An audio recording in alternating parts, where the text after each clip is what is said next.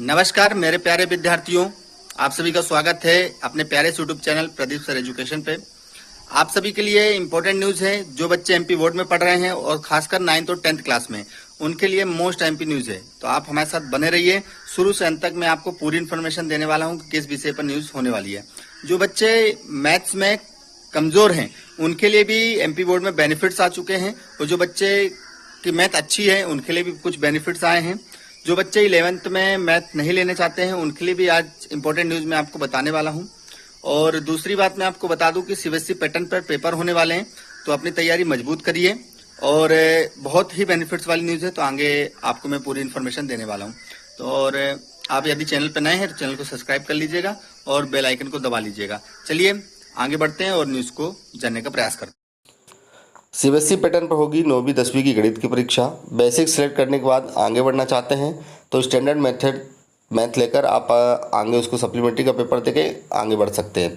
यदि आप मैथ से कोई लेन देन नहीं करना चाहते तो उसके लिए भी ऑप्शन दिए गए, लेकिन सबसे पहले एमपी बोर्ड में अगर आपका कोई भी बच्चा 9वीं या 10वीं में पढ़ रहा है तो ये खबर आपके लिए है, क्योंकि 9वीं और 10वीं में सीबीएसई पैटर्न पर एग्जाम आयोजित होंगे। माध्यमिक शिक्षा मंडल बोर्ड ने 9वीं के लिए अभी लागू कर दिया, 10वीं का अगले साल लागू हो जाएगा। इसे लेकर एक्सपर्ट ने भी इस बोर्ड का पॉजिटिव कदम बताया है। एक तरफ जहाँ इससे रिजल्ट में सुधार होगा, दूसरी तरफ गणित में कमजोर छात्रों के लिए भी उपयोगी होगा।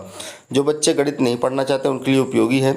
9वीं 10वीं में अब गणित की दो कैटेगरी है, बेसिक और स्टैंडर्ड मेथड। ऐसे भी बच्चे जिनके आगे चलकर मैथमेटिक्स नहीं पढ़ना है और वो बायोलॉजी कॉमर्स या आर्ट्स में जाना चाहते हैं, ऐसे में उनको सुविधा होगी कि वह बेसिक मैथमेटिक्स सिलेक्ट कर पढ़ाई कर सके। ये पैटर्न 9वीं में शुरू कर रहे हैं, अगले साल ये 10वीं में भी लागू हो जाएगा। और इसके अलावा 9वीं के लिए ऑप्शन रहेगा, अगले वर्ष के लिए 10वीं में क्या पढ़ना है क्या नहीं पढ़ना है इसकी भी जानकारी होगी। लेकिन याद रखिएगा, अगर आपको आगे चलकर गणित की तैयारी करना है, 11th में गणित लेना है, तो सबसे पहले आप स्टैंडर्ड मेथड ही लेना है, जिससे आपको किसी प्रकार की प्रॉब्लम ना हो। जिनको नहीं लेना तो बेसिक लेकर आगे बढ़ सकते हैं। इसलिए लिया गया है निर्णय कि सीबीएसई में पहले ये सुविधा थी, अब एमपी बोर्ड ने भी शुरू कर दी थी।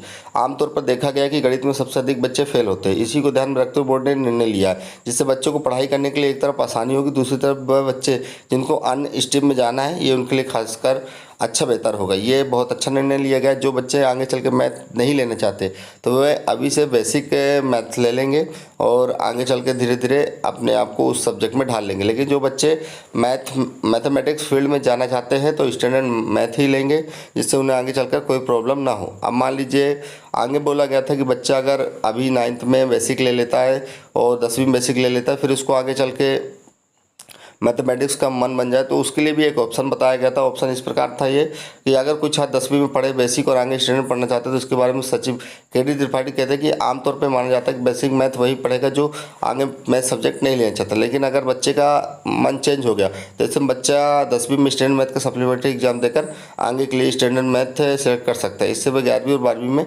स्टैंडर्ड के लिए अवेलेबल हो जाएगा। तो ये ऑप्शन है, लेकिन जो बच्चे मैथ पढ़ना चाहते हैं तो स्टैंडर्ड मैथ का ही ऑप्शन चुनेंगे, और जो बच्चे आगे चल के भविष्य में मैथ नहीं लेना चाहते तो बेसिक मेथड। अब दिक्कत यह है कि आप सोच रहे होंगे कि ये बुकें अलग अलग, नहीं, बुकें सेम रहेगी, स्टैंडर्ड मेथड के भी और बेसिक मेथड की। बस थोड़ा सा पेपर सरल होने के चांसेस हो सकते हैं बेसिक मेथड के, और स्टैंडर्ड मेथड का थोड़ा सा कठिन हो सकता है पेपर। ये दो चीज़ें हैं। आगे भी कई चीज़ें आएंगी, आपको सिलेबस रहेगा समान, पेपर अलग है। के.वी. त्रिपाठी ने बताया कि बिल्कुल सही कि इससे रिजल्ट में इंप्रूवमेंट होगा, इसके सिलेबस समान होगा मगर पेपर पर कठिनाई किस तरह अलग अलग होगा। स्टैंडर्ड में आमतौर पर जैसा पेपर हमेशा आता वही रहेगा, लेकिन बेसिक में इसका कठिनाई का स्तर काफ़ी कम होगा, जिससे उन छात्रों के लिए उपयोगी होगा जो मैथ में कहीं ना कहीं कमज़ोर हैं।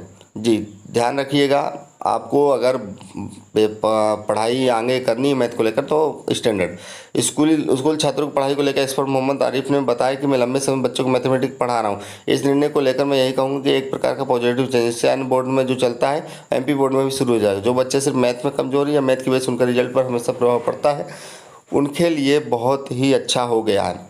तो विद्यार्थियों एक पॉइंट में समझ लीजिए, जो बच्चे मैथ नहीं लेना चाहते हैं वो बेसिक मैथ ले लेंगे, और जो बच्चे आगे चल के मैथ लेने वाले हैं स्टैंडर्ड मैथड ले लेंगे, जिससे हमें दिक्कत ना हो पढ़ाई में भी और हमारा रिजल्ट भी बेहतर बने। तो यही आपके लिए इम्पोर्टेंट न्यूज़ थी। आप अंत तक आ गए हैं तो निश्चित तौर पर आपको कुछ ना कुछ इन्फॉर्मेशन ज़रूर मिलेगी। तो आप लोग चैनल को सब्सक्राइब करके बेल आइकन दबा लीजिएगा और लाइक कमेंट शेयर कर दीजिएगा। चलिए अगली इन्फॉर्मेशन के साथ मिलते हैं।